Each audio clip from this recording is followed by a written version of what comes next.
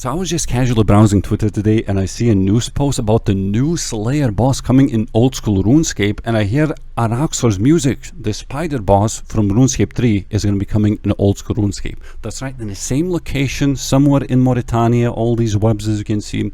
However, wait, I still want to see, I haven't seen this. I guess he just falls down and there it is. It's the Araxxor Slayer boss, you know, kind of like Cerberus, Kraken. First of all, this is not a backport of the RuneScape boss, so it's not going to be the same as it is in RuneScape 3. Interestingly, they're saying that we've been waiting to add Araxxor since the release of A Night at the Theater. So that's the TOB quest. Perhaps the most significant way our Araxxor diverges from RuneScape counterpart is that we're not setting out him to make too challenging. Instead, we're offering him as a new Slayer boss, which requires a 92 Slayer and an Araxxite task to tackle. Ah, there we go, the spider task, but it's probably going to be just Araxxites, so you probably will not be able to take on Spindle and the rest of the bosses. His lower level buddies will also count towards the task if you're not in the bossing mode.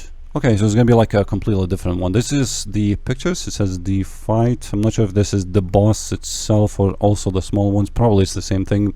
Yeah, it looks nothing like, maybe like the third picture kind of looks like an Araxxor from RuneScape 3, but yeah, looks fairly new, fairly fresh. They're also saying that Slayer bosses can be tricky, as we'll learn from our last offering, the alchemical Hydra. They need to be interesting enough to feel engaging without being so tricky that they become boring grind. We want to assure you that Araxxor is not as tough as the Awakened Desert Treasure 2 bosses or the Fortis Colosseum. Oh, wait, they're saying Awakened. That's the more difficult version, right? So they're not saying anything about the regular version, so it could be more difficult than the regular version of those bosses, but I guess, I mean, they were not that difficult. I guess you would expect something like this. Although, keep in mind that this is it's a Slayer boss. So usually Slayer bosses are just not too difficult, but you may need to learn something. It says instead you'll control the difficulty of the fight yourself. Choose to deal proactively with Araxxor's minions before they hatch, and you'll have an easier but slower time. Set them loose and you'll kill Araxxor faster, but only if you survive their onslaught. The choice is up to you. The spoils, aka the loot. Broadly speaking, boss rewards are split up into untradables, consumables, and unique equipment. Untradeable rewards. Our first untradable is the Araxxite head. This is essentially an Araxxor themed equivalent of the Caliphate Queen or Hydra head, and its primary use is creating the Slayer helmet that you'll send your enemies scurrying for cover. I mean, that looks good. There's a red helmet and there's a Jad helmet, so there's gonna be like the third red helmet, I guess. I'm not actually sure if this is like work in progress, all of these things, but this is how the pet would look like. It is so cute. It's so like big, like not like legs. You see the legs kind of like stack up. It looks like a big ball. Our final untradable is the Jar of Venom, which might seem odd because all the other Jar's items have been tradable. This puts them in a weird spot because of the rare flex cosmetics that you can purchase for relatively cheap price. And for the Jar of Venom, we want to try something a little bit more exclusive. So yeah, those jars you can buy in the Grand Exchange, you can put them inside your home, and you can have like I don't know, Scotizo themed, let's say, the display case, but as a main account, which I have done by the way, I just bought all the jars and I just placed them in the house, and yep, that's it. In fact, that is our thinking for all three of these untradables, which will appear in 3 tiers of rarity. The most common will be the Araxxite head, followed by uncommon Jar of Venom, and the rarest, most prestigious reward, the Araxxor pet. So then we have the consumable rewards. First up is the Araxxite Venom Gland. Believe it or not, this is a consumable and will deal 4 venom damage while curing and providing 20 seconds of immunity to venom. It's a very odd item because, so what, you like eat it or you drink it, it deals you 4 damage and then you get like immunity for 20 seconds. I'm guessing that this is like super good if you don't have Herblore level for like Iron Man or something, And if you're killing Zalra, which also venoms, and maybe there's something else that venoms you, this could be like another way of killing Zalra. I'm not actually sure how common these are going to be. They do say that it's a nice trick to have in your back pocket while you're trying to extend a trip to Araxxor without banking to grab the anti-venom plus potions. Incidentally, the venom gland can also be used in the new extended anti-venom plus potion at level XX Herblore. So they didn't want to say which Herblore level you're going to need to make the potions. Regular anti-venom plus potions provide 3 minutes of immunity to venom per dose. As you might expect, the extended Venom Plus extends this effect to 6 minutes, which means you can have 24 minutes of venom immunity in a single inventory slot. Keep in mind this is venom immunity, because sure you can get the anti-poison plus plus for even longer than this, but yeah, for venom 24 minutes, that's insane. And they're also saying that we'll throw in some teleport scrolls so that you can get yourself back to Araxxor quickly after banking. These will be fairly common drop, so getting comfortable with the fight and extending your trips should result into obtaining more scrolls than you need. So I believe this is going to be kind of like Zalra. Yeah, I forgot how many kills you have to do, like 4 or 5 kills. If you manage to do this amount of kills, then you're getting more teleport scrolls than you actually use. Unlike Cerberus. Yeah, Cerberus is just horrible. Keymaster teleport, what is like 1 in 60 chance? It's basically, yeah, unless you're using alts, you gonna have to walk back to Cerberus from time to time. And then we have the unique equipment rewards, Aranea boots. It says that these are going to be coming from somewhat a rare drop. They offer some serviceable tribrid stats, but come with the added ability which grants occasional immunity to spider webs. I'm thinking like Spindle, right? There's like the big spider on the floor. Do you think that's gonna also like give the immunity? Because there's one way to make them like actually a little bit more useful than the boss itself. It's like the classic tale, you know, the item that you get from the boss is actually used on the boss itself. So if you want to kill it, you have to get the item. But yeah, apparently these boots gonna help in the boss fight itself. Still don't know, you know, how difficult those spider webs are gonna be and if these are gonna be actually best in slot.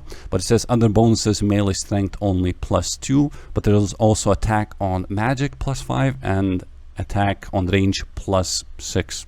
Yep, tribal boots, but nothing on melee. Assuming you have not negated the effects of a spider web in the last 10 seconds, the Aranea boots will grant you immunity to the next web that you walk on. This could mean avoiding the punishing mistakes against, oh my god, Verzik Vitor, there we go. Saving some run energy at Venenatus, or perhaps preventing Srachnis binding web. It works on the old spiders too, that is crazy. I didn't even think about Verzik and all these other spiders. Srachnis also. Wait, perhaps preventing Srachnis binding web. It says 10 seconds though, right?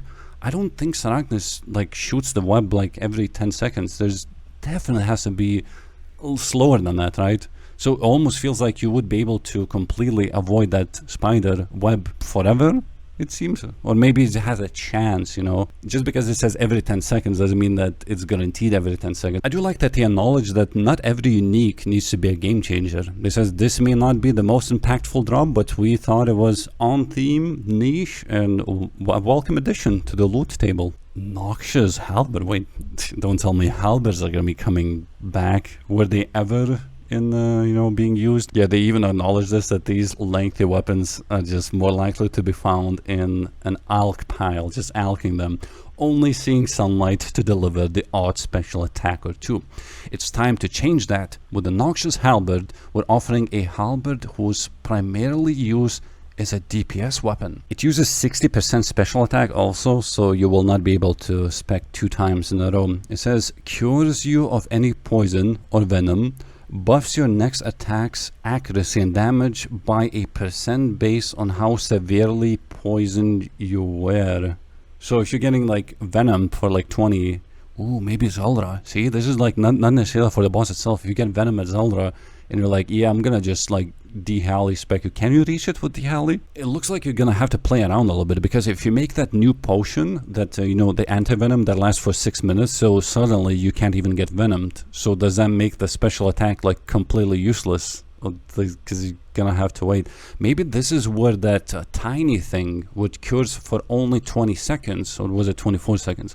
Maybe that's what is good. It does say that it has also a special effect. It has a 33% chance to inflict your target with venom, increased to 50% when used alongside the serpentine helmet. The attack rate is 5, the melee strength is 142. Let's see what it says. It says that there's a lot of numbers. For context, the Noxious halberd has similar DPS to the Blade of Salador. It's a 5-tick attack speed, means it scales worse with gear than the 4-tick blade, so it will not be a best in slot contender. All this means is that the Noxious halberd packs a pretty punch, but it also sports a special attack. We still intend for it to be a DPS focus rather than a special weapon, but the special will round out the halberd's utility and hopefully add an extra use cases or two. So how valuable is this halberd extra attack range? It could make all the difference in Verzik's second phase, or when staying further away from a burning teammate at the Great Olm Chamber. The Verzik, because I barely did any TOBs, that's where you like kind of hit it and just walk one tile back, so you would not need to do this anymore. If you're using the halberd, you could just stay in one place and still dodge things, but you don't have to get into the melee distance to walk back, Hey, this would make the fight caves. Sure, you can melee them, people have been doing this for ages, but it's still that getting into melee distance with a whip and walking back, getting melee distance, walking back, you could just properly kill NPCs with melee from a distance. Next we have the Amulet of Rancor, which supersedes the Amulet of Torture as the best in slot melee amulet and will be a rare drop from Araxxor. Compared to other amulet slot offerings, Torture wasn't that far ahead of Fury, so there's plenty of room to upgrade. Ooh, Jesus. Fury is like plus 10 attack. The Torture is plus 15. This is plus 20. It's just like direct upgrade. Even melee strength goes above strength amulet. I believe Torture is plus 10 amulet. This is like a just direct upgrade. But there is no defense. But I believe Torture also did not have any defense because it was like a offensive amulet. Wait, so this is the amulet. This is going to be the new Torture. This is going to be the thing that people will be rocking from this point. If they're not using, like a blood amulet of Fury or something, which is still very useful. The only requirement to equip this nifty necklace is a hefty 90 hit points, which is a stretch beyond the requirements for Zenite jewelry. But it's a hit point requirement, so maybe for certain PK account builds this is not going to be possible. While many of you will be able to buy and trade these, we know Irons are interested to know how they will make one. The Zenite amulet, from which the Amulet of Torture can be made, requires a whopping 98 crafting, which doesn't leave a lot of room for a requirement increase. Instead, the crafting requirement for the Amulet of Rancor will be in the 80s, since we expect it's easier to work with nice squishy spider parts than a precious gemstone. I have to go now, oh my god.